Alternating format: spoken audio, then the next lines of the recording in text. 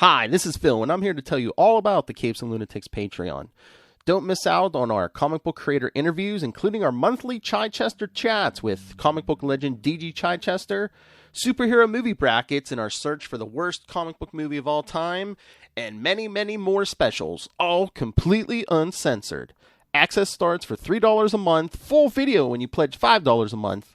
Check out the link in our show notes or go to patreon.com/CapesandLunatics. Hope to see you there.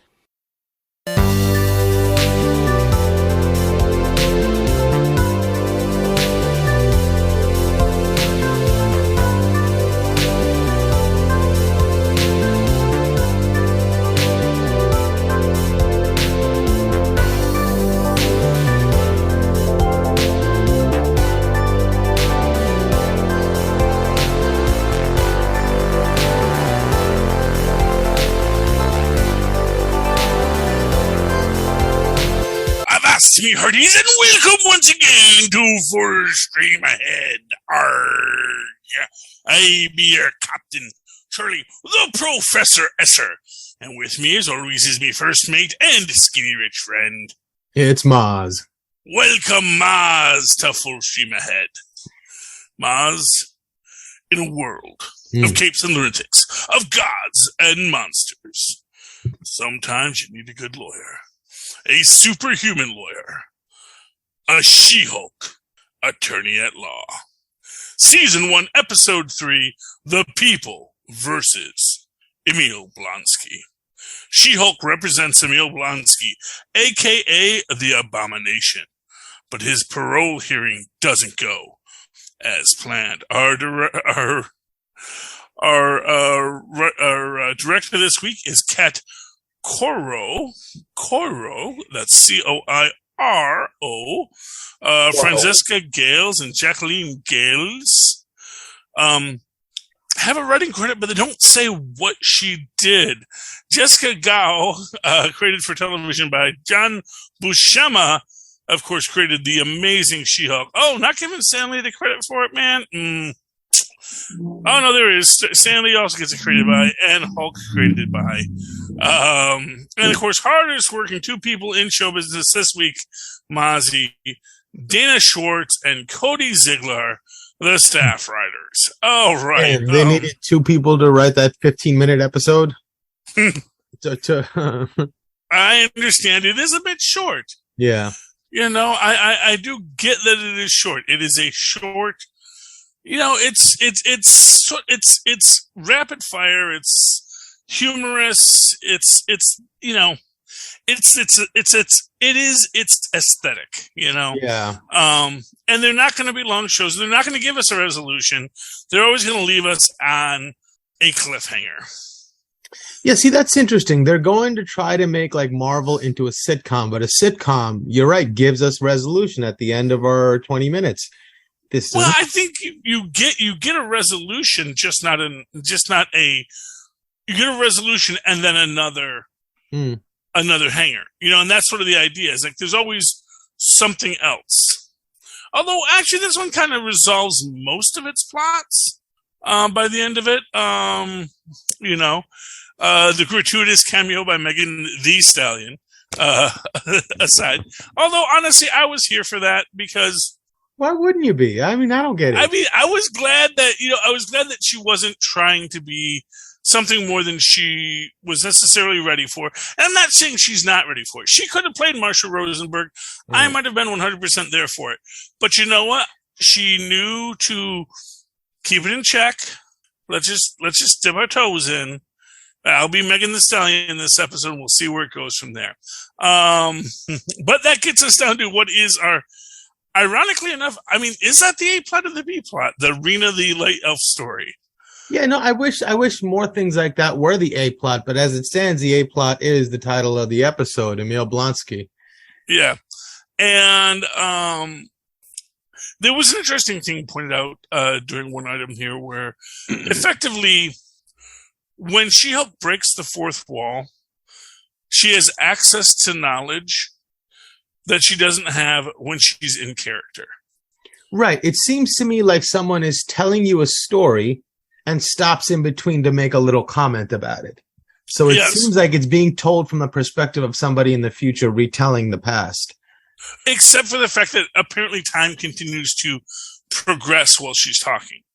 This is what's interesting. But all of that can also be a construct, right? While I'm telling the story, it's moving on, but I'm just saying, hey, this is happening, Yeah. Why else would she be talking? She was just not listening to the guy when he was talking. To whom she is telling this story. Yeah. I think they're putting us in somebody's shoes. There's a lot of possibilities as to exactly what's happening. Me, as a weird, nerdy guy, I want it to be some kind of weird, magical, bifurcated existence. And within the concept, she doesn't have another person at the wheel. So maybe this is how it expresses itself, where there's a part of her that is actually, if you will, through the green door, that every so often just looks back. Did she ever talk to us before she was hulked? No. Not that I know of. Well, we don't have much of her before she was hulked. No, but in what we were shown, were we ever shown her talking to us? No, because by the first time we see her, she's already hulked.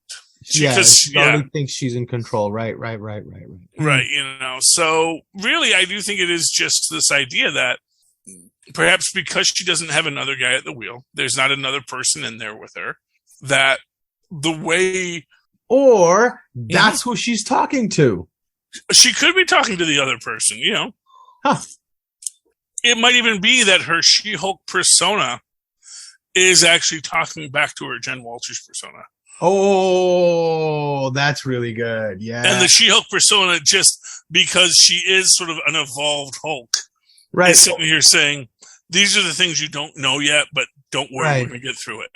Yeah, but on the other side of it, when she's breaking the fourth wall as Jen Walters, she might be talking to She-Hulk. That's a possibility too. Maybe they're both talking to each other. That would be cool. That would be really cool.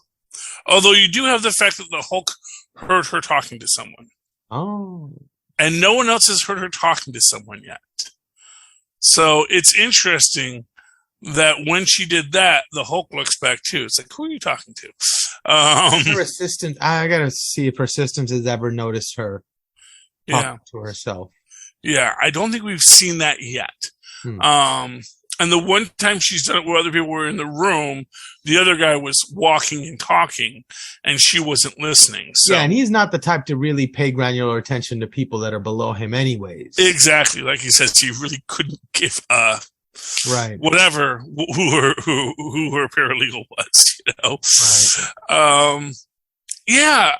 I like the Blonsky scenes. I gotta give some props up to that. Yeah. Although I found it interesting that he's trying to say, look, I can control my ability. I can become Abomination whenever I want and stop whenever I want. In my mind, that makes you way more dangerous because now it's not just a loose cannon that you can sort of unpredictable in some sense, but in other senses entirely predictable, right? Here, the variability of options for somebody to cause damage when they can actively control it tactically are exponentially higher. So he's way more dangerous after that display, in my opinion. Well, I mean, arguably, it's I'm a nuclear warhead, right? But I work for you guys, right? No. But think about it this way: if he is evil, and we're operating under the assumption that he is in fact evil, right? So the Hulk by himself is super, super dangerous. Smart Hulk was better because he wasn't as dangerous. Now imagine if Hulk was always evil. Now, smart, evil Hulk would be incredibly way more dangerous than regular Hulk, right? Well, the actual argument is that we don't know that smart Hulk's not evil. Fair enough. We just know that he hasn't done anything. He's dropping the facade. Yet. He's choosing to let it be known that he's evil, that he's not hiding behind the facade. But an evil smart Hulk is way more dangerous than a dumb Hulk. Well, exactly. And that's sort of the idea, is that when these people are in control of their essences, you start to get into this open possibility of, well, if no one holds the leash, are they really going to be good? Right. Or will their human side take over? The mutation and all that stuff is not the problem. It's the fact that you're a human being. So when that humanity touches this unbelievable force, that's when we run into problems. Yeah, and but that's where it comes into how deep of a person are they? And it is entirely possible that, for example, a guy like Blonsky might have lines he does not cross. Huh. He might be no, man, I'll kill anybody you tell me to kill, unless it's like a little kid or something. But then again, that's what got Linda May in trouble, was that the actual person she had to kill actually was a little kid, and actually they were evil. So this is from Agents of S.H.I.E.L.D., but yeah, that's where things can get a lot more complex and a lot more difficult. But I would absolutely like to see the idea that, Abomination wants to be Captain Freaking America, the same way that John Walker wants to be Captain Freaking America. I think he wants more than that. I actually don't. You think so? All right, that would be interesting. That'd be cool. Because even Abomination in the stories, when he's a Russian KGB, he just wants to serve Mother Russia. He wants his burial in the wall of the Kremlin. He wants to be hailed as the hero. Yeah, I kind of want to see, I guess, the old trope where, I gave you my all, and this is what you guys give me. Now wait till I get a chance and, revenge. No, I actually think, and that's sort of the thing, is I think that John Walker, in the same way that you have, like I say, John Walker didn't have the same starting place as Emil Blonsky did. Emil Blonsky started the race pretty crazy and pretty. Well, sort of. Yeah, I mean, granted. Well, of course, Emil Blonsky was much older. That's the thing. Emil Blonsky had already been a special ops guy for like 40 years, and John Walker. The first time John Walker smashes this dude's head, he's like, "Oh no!" Yeah, and he was worried about it. He felt bad about it. He knew it wasn't the right thing to do. Right. But dang, it felt good in the moment. Yeah. And that's the thing. I get the feeling that you could get a Thunderbolts with John Walker, an Abomination, and that's your people. Let me tell you about my best friend scene. I kind of want it to be Abomination and Smart Hulk running down the beach singing the song, but I would love to see it with Abomination and John Walker, because they're very much, Apollo Creed and Rocky running in the beach in that scene in Rocky 3, just sort of, bonding and saying, yeah, I get where I'm a soldier too. I'm a super soldier. Yeah, I got super soldier, then I got Hulk blood. Yeah, well, my super soldier serum wasn't the one that makes you crazy. Yeah, I get that. Hulk blood's leveled me out, though. And so I can absolutely see those two bonding over it. I can absolutely see, and that's the thing. I really think that if we get these Thunderbolts, we're going to get that weird Dark Avengers and Noble Thunderbolts, where they're like, we may be bad guys, but we're not bad guys.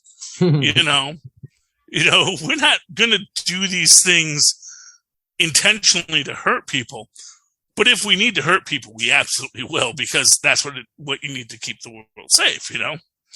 It's a very complex. But we will leave the choice in your hands. Well, yeah. We're just following orders. And you will find out. Well, but that's the idea, is that, these supervillains can just follow orders.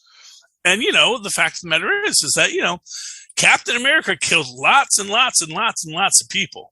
Lots of people with families, lots of people with kids. He is a stone cold murderer. He didn't do it just for fun, though. He did it because that was the job. It's interesting. It reminds me of I was watching YouTube and I saw this poem. This guy was talking about being a soldier. It was actually a rap battle, and he was battling another soldier and talking about how he wasn't proud of his service because of all the things that he saw.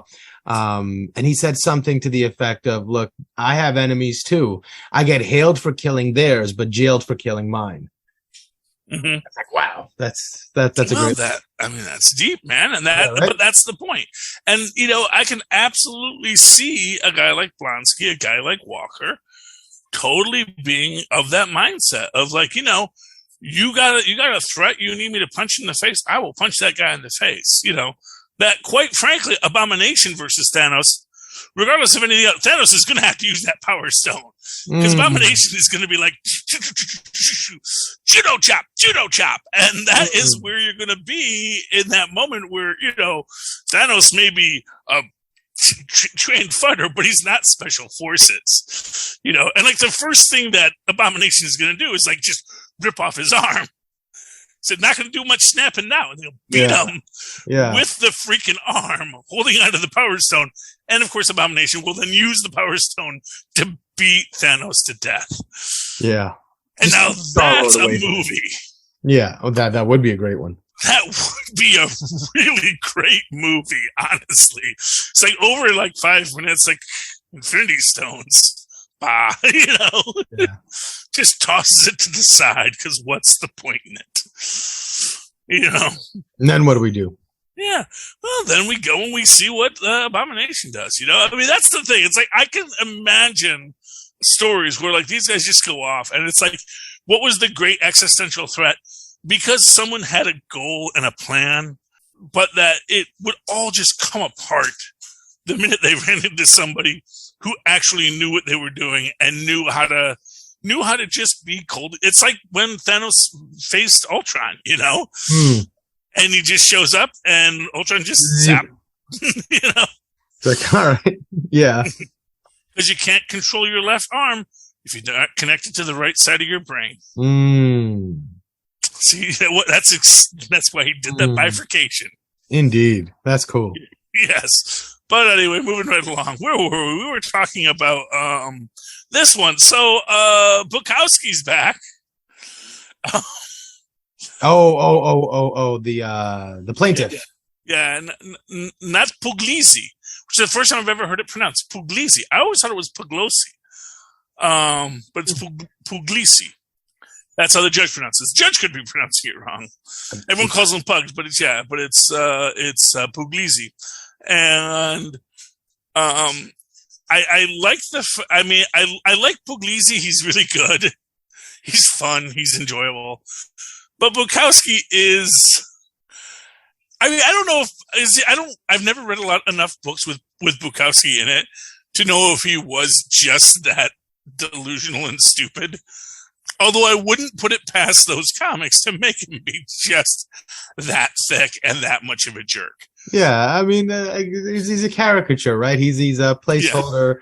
He's a metaphor for the ills of society. So yeah, I mean, it works. And it's funny because there are people like that do exist. Absolutely. I just don't think this person is spending $175,000 on a DA's salary.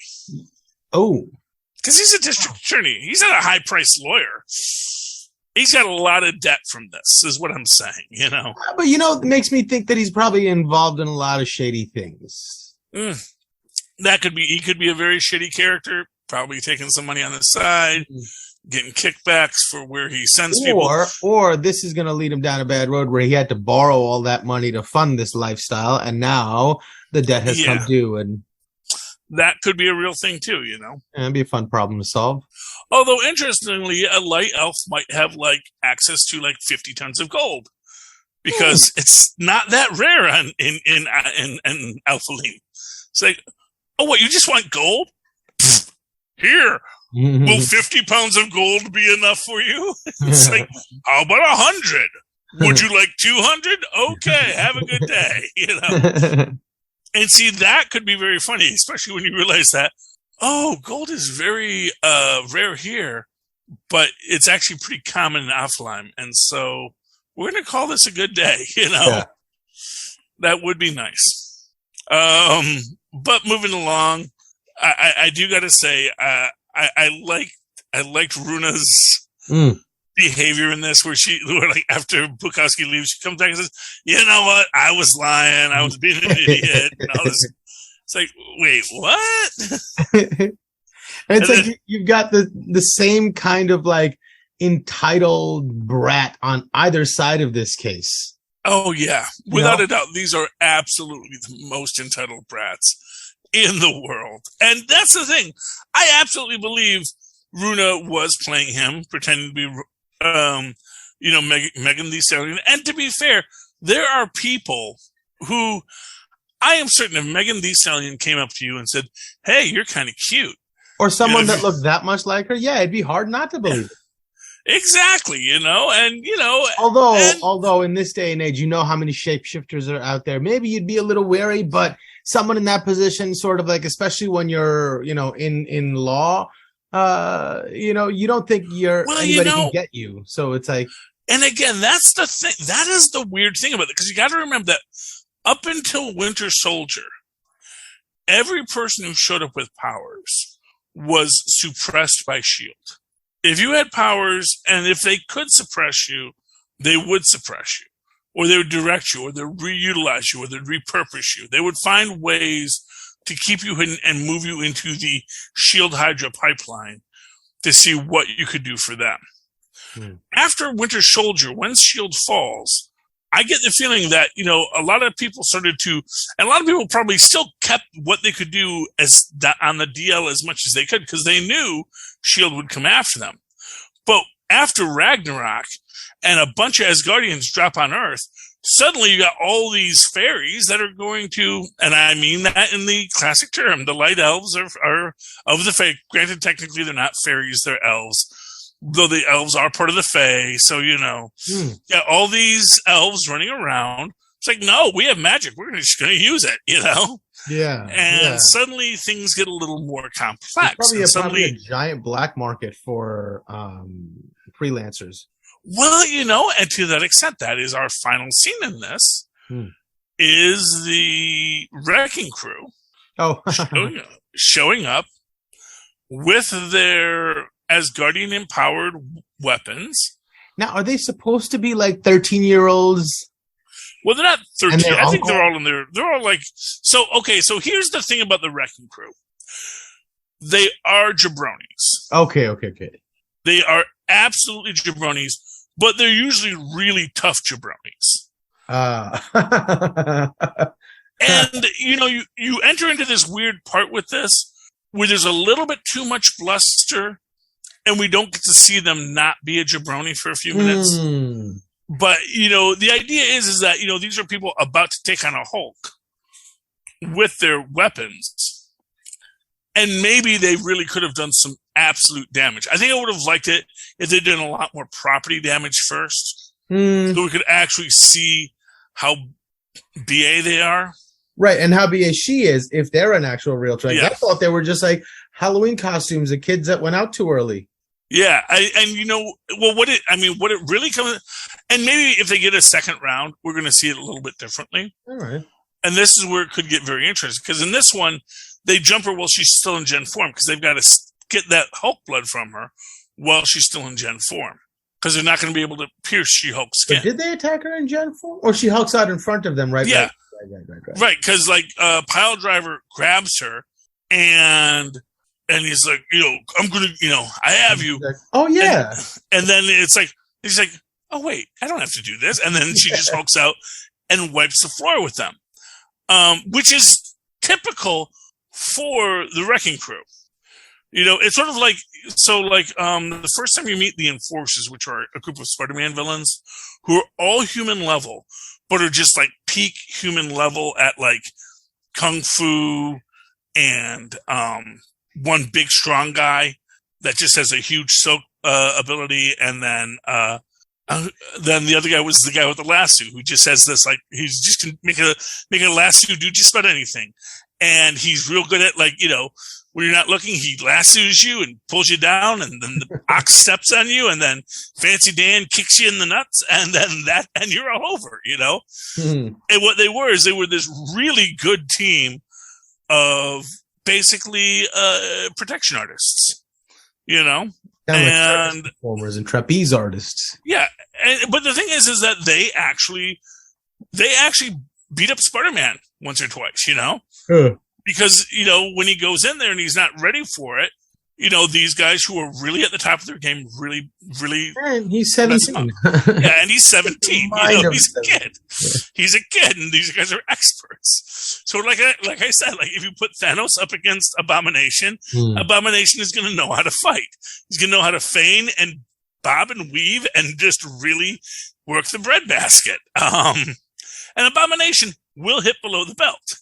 He's not above that. He's very much below that. He is more than happy to do what you do. He is, he knows that Krav Maga, man. He'll gouge your eyes. It's like I'd be way more afraid of an 80-pound pit bull than a 180-pound human. Exactly. So moving on, but yeah, so they have their bad day here. I'm hoping they get a better day next, because, they do come off as very, very lame. Yeah. But, it's their first appearance. Maybe they're going to bulk up, or maybe they're just going to actually be prepared and be ready to attack Jen in a more formulated way. Yeah. Because I think they were hoping to get that jump on her, get the blood, and then the whole thing is just playing keep away with the blood till they got away after she hulks out. As it stands, she winds up hulking out too early. They don't get the blood, and then they can't, move forward from there. But I love I love the Wrecking Crew as a concept, even though they are horrifying as people. One of them actually has a degree. Like the guy who has the black guy with the ball and chain, his name is Thunderball. He's actually a astrophysicist. Oh wow! Or is he's some kind of physicist. Might not be astro. He might actually be a molecular physicist. I don't know. But he's actually a brilliant genius. But they just all went to prison with the Wrecker. And, he formed his gang from these guys. And in that case, they were all kind of like big guys to start with. So it's a little bit different. But they all escape together. And then they get the Wrecker's magical crowbar.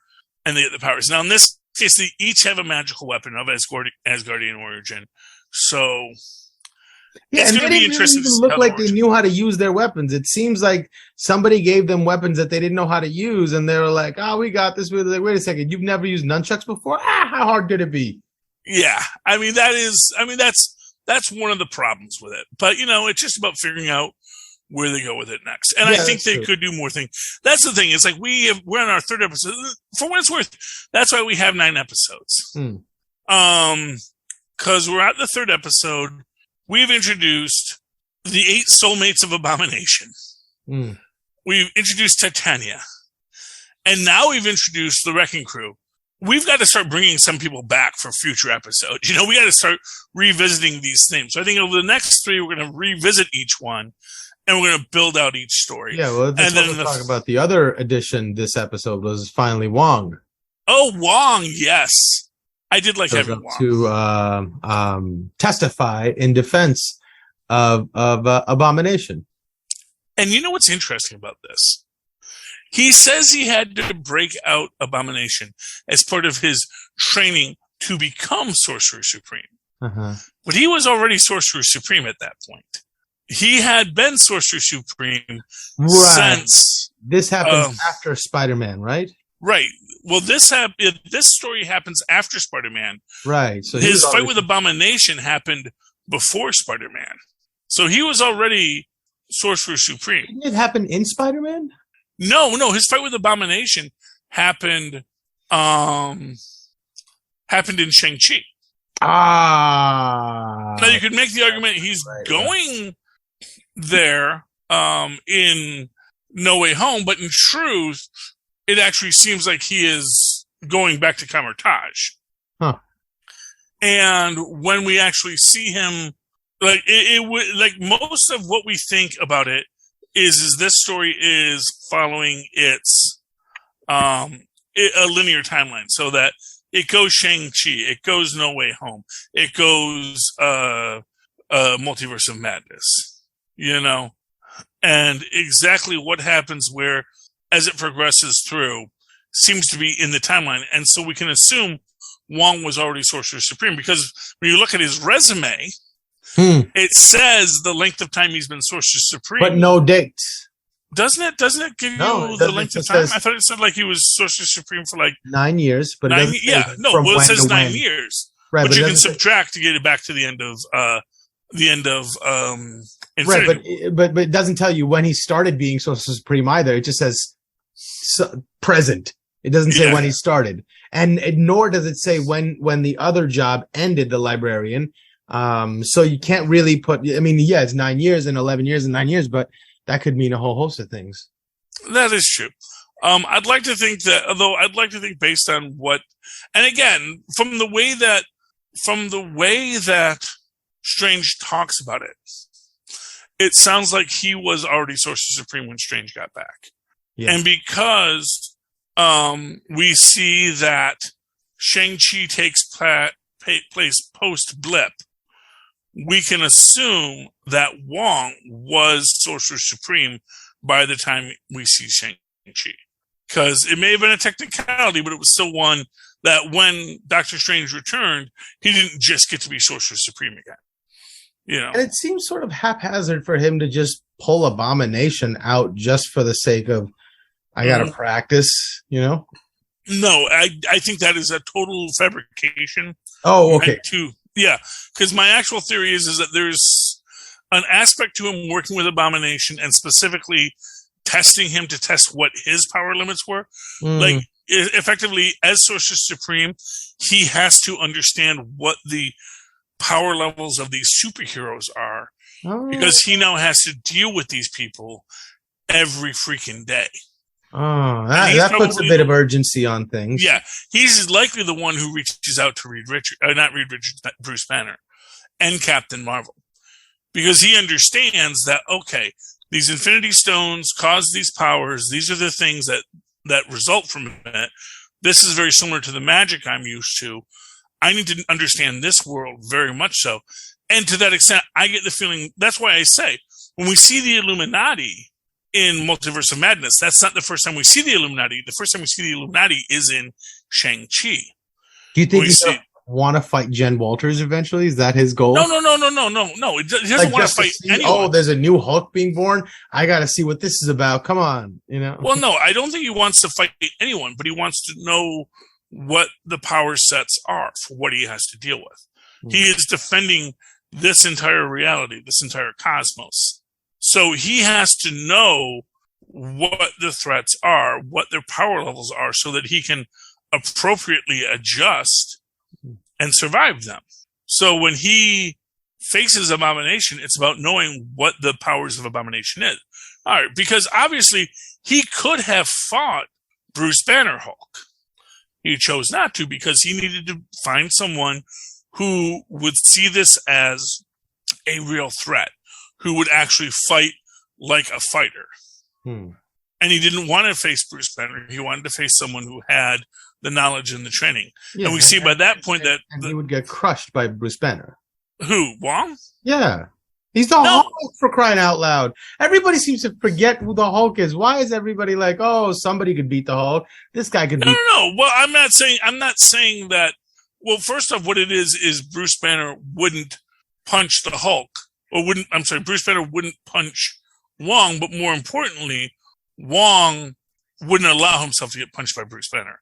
In the same way that he redirects Abomination's fists, he would redirect Hulk's fists. Now, granted, Bruce Banner Hulk is probably smarter than Abomination, so he'd probably find a way to, instead of like doing that, he might, do something else, do that as a distraction. There's lots of things that different beings could do in those situations, but I really feel that that's what I feel Wong is doing. He is trying to prepare himself, fair enough, and the team for what's going to happen, because he knows what is out there now. He knows that the world has changed. And he knows that, quite frankly, their ability to hide in Camartage is gone, which is why after Camartage is decimated by the Scarlet Witch, he's right back the next day, training and building more of his sorcerer army, because he knows the threats are coming. And that's why Wong is the greatest hero in the MCU, and will be, because when it comes down to it, he's going to be the one who's been preparing for this his whole term. Oh, that'd be cool. That'd be a good payoff. Yeah. I hope they don't wharf him just so that Dr. Strange can come in and go, boo, boo, and now I'm the Sorcerer Supreme again. But, I can see that Wong is definitely approaching this strategically. Yeah, after the last two movies, that's a welcome change. not happy with Doctor Strange in the last 2 movies.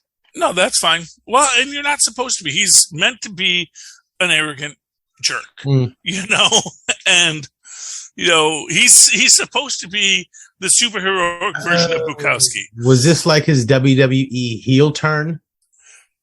Who? Doctor Strange.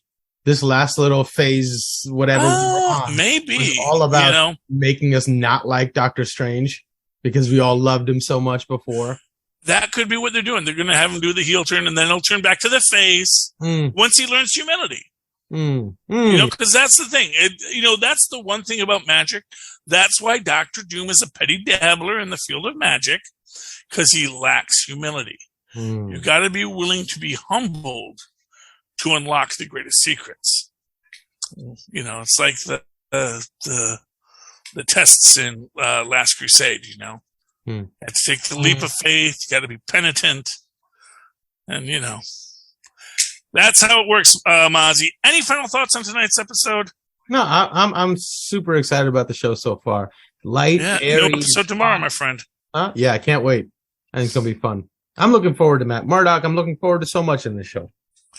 As am I. And if you likewise enjoy this show, I'd like you to write to us in a nice little letter in that wonderful fonty way that people communicate in this day and age. And you can write us that Gmail or that email at CapesandLunatics, all spelled out, all one word, at gmail.com. And if you don't like to type, if you just have thoughts you have to express like a fire in your belly that you need to shoot into a telephone, you can call us at 614-382-2737. That's 614-38-CAPES. Leave us your message. Tell us all we need to know. And likewise, if you don't want to talk to us, but you just want to feel the presence of being a part of us, go to Linktree, linktr.ee/CapesandLunatics. Again, all spelled out. There you will find all of our shows, all of the shows that I'm on, that Mozz is on, that our friends are on. At that place, you can follow the links and enjoy everything they have to offer. Meanwhile, you can also buy merchandise like amazing aluminum mugs that keep your drinks cold all night, as well as T-shirts and phone cases, and give us money for the Patreon, where you get to vote on the worst superhero film of all time. Coming soon, is it the Phantom? Yes, the Phantom versus the Spectre. The 90s versions, I believe, or the early aughts versions. Anyway, Mozz, if people like that and they want to talk to you, how can they find you? Oh, they can email me at mozzmanzor@gmail.com or find me on Facebook under Mozz Manzor. That's MOZZMANZOOR. And, of course, you can always write to me in that same old-fashioned email way that our mothers and fathers once did at superconnectivityblog@gmail.com. That's superconnectivityblog, all one word, at gmail.com. And follow me on the Twitters. I live tweet things when I feel like it, like Stargirl, which is on right now, so I can't live tweet it as I'm watching it. But that's at Charlie Esser. That's CharlieEsser. Look for the 2 E's in the middle. For what? For quality. Bing! Thank you, Mozz. All right, you filthy landlubbers, you come to the end of another cruise. I thank you for being my friend and me crew, and I hope you join us again next week as we once again sail full stream ahead.